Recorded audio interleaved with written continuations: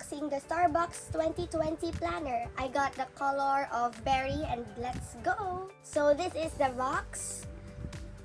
It's in dark green and it has designs, as you can see. Can you see it? Yeah. It's embossed designs. And let's open it! So I have this, my mini scissors. Wait lang. So I got this today lang, yung planner. And thankfully, available pa yung color na berry. Because I think this is the most, best, hindi naman best seller, pero yung best na, never mind, basta ito yung, pinipili ng mga girls and teens. Kasi it's in color berry, parang pinkish and violet-ish. Hindi naman siya purple, pero parang pink-violet. Ganyan. So, open na. Wait lang. Ooh. So, it comes with a pouch. For me, parang siya, lavender. Diba? So, this is the pouch. It's in suede, I guess. So, it's really nice. And of course, this is my favorite color, diba? So, here's the planner. Let's open. Last year, hindi planner yung nakuha ko, pero yung journal nila. Kasi meron akong planner na ginamit, na binili ko. So, for next year, 2020, I choose the planner instead of their journal. Kasi they have dalawang planner, di ba? Yung ganitong color at yung gray. And yung journal nila, 2 colors din. Pero, I decided to use their planner again. Because since 2014, I am using their planner. So, here's the planner. It's in gold yung crown na design.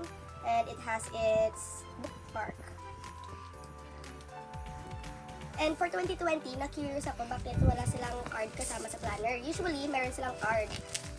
Usually, it comes with a pouch, and card, and stickers, and bookmark.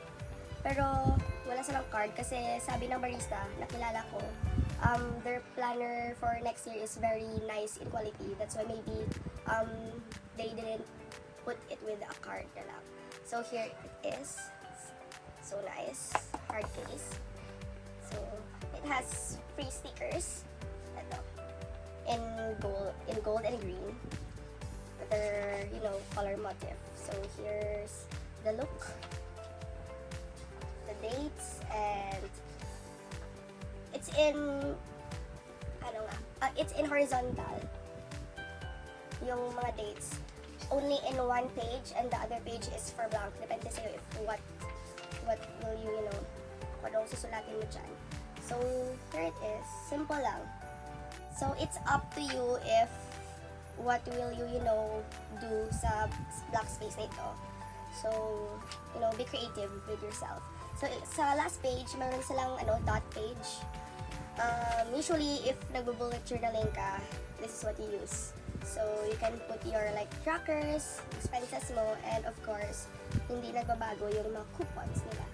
Ito yung coupons. So, that's it lang. So, I will post maybe for next year how I plan with my Starbucks planner. How I put my monthly trackers and daily trackers. So, that's it guys. Thanks for watching. I hope you enjoy and please like and subscribe.